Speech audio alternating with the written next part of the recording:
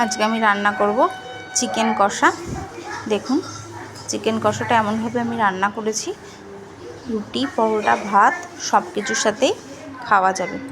আর দেখুন কত সুন্দর চিকেনের কালারটা হয়েছে। এইভাবে চিকেন রান্না করলে খুব কম সময়ে রান্নাটাও হয় আর খেতেও খুবই সুন্দর লাগে।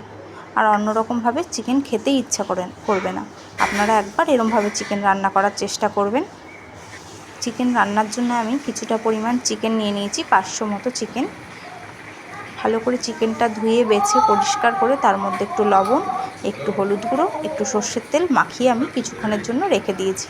আপনাদের হাতে যদি সময় না থাকে তাহলে আপনারা সঙ্গে সঙ্গেও করতে পারেন, কিন্তু চিকেনটা একটুখানি ম্যারিনেশন করে কিছুক্ষণ রেখে দিলে বেশ সুন্দর খেতে হয় আর নরমও হয়।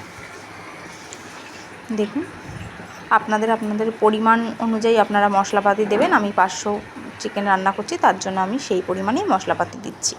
এদিকে 4টে কাঁচা লঙ্কা, 4টে পাকা লঙ্কা নিয়ে নিয়েছি, শুকনো লঙ্কা, রসুন ছাড়িয়ে নিয়েছি একটা টমেটো নিয়ে নিয়েছি, 2টো মিডিয়াম সাইজের পেঁয়াজ আর একটা ছোট পেঁয়াজ নিয়ে নিয়েছি। এবার আমি টমেটো কুচি করে নিয়েছি আর পেঁয়াজ কুচি করে নিয়ে নিয়েছি। বাদবাকি মশলাগুলো আমি গোটাই রাখছি, যেহেতু আমি গ্রাইন্ডারে পেস্ট করব। গ্রাইন্ডারে রসুন, টমেটো, কিছুটা পরিমাণ পেঁয়াজ একসাথে দিয়ে দিচ্ছি আমি পেস্টের জন্য। লঙ্কাটা একটু পরে দেব, আমি আগে এইগুলো পেস্ট করে তারপরে লঙ্কাটা দেব। সমস্ত মশলাটাকে সুন্দরভাবে আমি পেস্ট করে নিচ্ছি। আমার মশলাটা পেস্ট করা হয়ে গেছে। এবার আমি তার মধ্যে কাঁচা পাকা লঙ্কাগুলো দিয়ে দিচ্ছি, আবার খানিকক্ষণের জন্য ঘুরিয়ে পেস্ট করে নেব। এদিকে ওই আগে থেকে ম্যারিনেশন চিকেনটার উপরে আমি পেঁয়াজ কুচি দিয়ে দিলাম, যেই পেঁয়াজটা আমি আগে কুচি করে রেখেছি।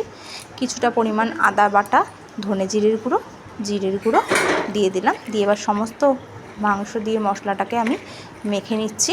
যতটা সুন্দরভাবে আপনারা ম্যারিনেশন করতে পারবেন খেতে ততটাই ভালো লাগবে, আর কোনো ঝামেলা ছাড়াই একবারেই রান্নাটা হয়ে যাবে। এবার আমি খানিকক্ষণের জন্য এটা ঢাকা দিয়ে রাখলাম। এদিকে কড়াই গরম করে কড়াইতে সর্ষের তেল দিয়ে দিয়েছি পরিমাণ মতো। সর্ষের তেলটাও গরম হয়ে গেছে। এদিকে আলু ডুমো করে কেটে রেখেছি, কেটে ধুয়ে আলুগুলো দিয়ে দিলাম ভাজার জন্য। আমি খুব বেশি পরিমাণ আলু দিচ্ছি না, আপনারা আপনাদের ইচ্ছে মতো আলুটা কম বেশি করতে পারেন। লাল লাল করে আলুগুলো ভেজে তুলে নিয়েছি।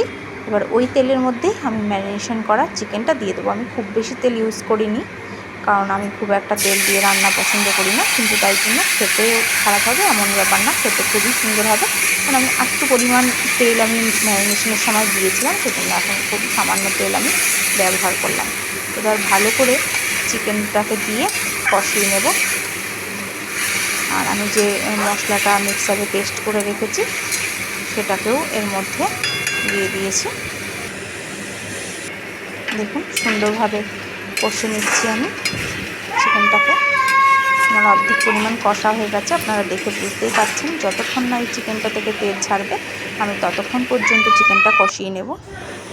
আমি এবার আলুগুলো দিয়ে দিলাম, যাতে আলুগুলোও সিদ্ধ হয়ে যায় চিকেন কষানোর সাথে সাথে, সেজন্য আমি আলুগুলো আগে থেকে দিয়ে দিলাম। আপনারা একবার এই প্রত্যেকটা প্রসেস ইউজ করে চিকেন রান্না করে দেখবেন যে কতটা খেতে সুস্বাদু হয়। আর খুবই কম সময়ে কম ঝামেলায় রান্নাটা হয়ে যাবে, সেই জন্য আপনাদের কোনো চিন্তারই কারণ নেই। দেখুন সুন্দরভাবে কি সুন্দর তেল ছেড়ে গেছে, আপনারা বুঝতে পারছেন, তার মানে কষাটা হয়ে গেছে আমার। আর আপনারা এই রেসিপিটা করে একবার খেলে আমারও খুব ভালো লাগবে, আর আমাকে কমেন্ট করে জানাবেন যে কেমন হয়েছে। আর লাইক শেয়ার করতে ভুলবেন না, আর এভাবেই আমার পাশে থাকবেন। ওদিকে দেখুন একটু গরম জল করে নিয়েছি আমি চিকেনে দেওয়ার জন্য। এবার গরম জলটা আমি দিয়ে দিলাম চিকেনের মধ্যে, দিয়ে এবার ভালো করে চিকেনটাকে নাড়িয়ে চাড়িয়ে নেব। এবার আমি খানিকক্ষণের জন্য ঢাকা দিয়ে রেখে দেব, যতক্ষণ না আলু আর মাংসটা সুসিদ্ধ হয়। আর পুরো যেহেতু কষা করব, ঝোলটা বা গ্রেভিটা এতটা পরিমাণ আমি রাখবো না।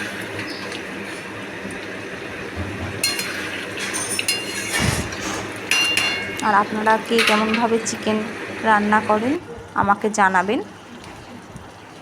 এবার আমি গরম মশলা দিয়ে দিলাম, আমি মন্ত্রার গরম মশলা ইউজ করলাম, আপনারা চাইলে যে কোনো গরম মশলা দিতে পারেন।